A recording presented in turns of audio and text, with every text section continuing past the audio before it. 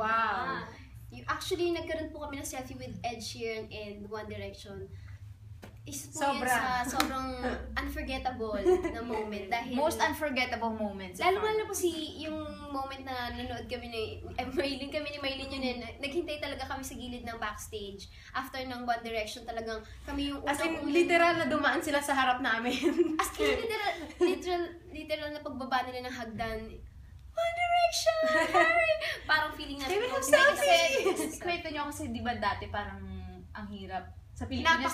Nag-concert po sila sa Philippines pero never kami nakapunta kasi sold out. At ang mahal ng ticket. Pero ngayon, dahil sa X Factor, kaharap mo lang sila tapos kilala ka nila. Yes, and nakausap pa namin si Point Lia impact. na kilala ka niya, na napapanood ka, sabi niya napapanood niya daw yung performance namin, ang gagaling daw namin. Yung parang, wow, One Direction kilala kami. Tapos, Totoo ba yun? at higit sa lahat, ang humble nila na sila yung tinitingala ng buong mundo pero nakikita lang namin sa tapos hinagpa nila kami na Fourth Impact! Kilala nila kami na sobrang nakaka-overwhelm. And lalo na po si Ed Sheeran na tinawag lang namin siya, hindi kasi namin parang, hindi namin alam kung paano siya tawag na Ed Sheeran! Pero tinawag lang siya na Ed, pero tumingin pa rin Can siya we have a kasi selfie? kilala niya din kami. Tapos talaga isi-sure niya na kasi blurred po yung nakuha ko. At sabi niya, oh, do you want one One more? more time. One more time. Ayun. Yun. So, ang bait po nila. Okay,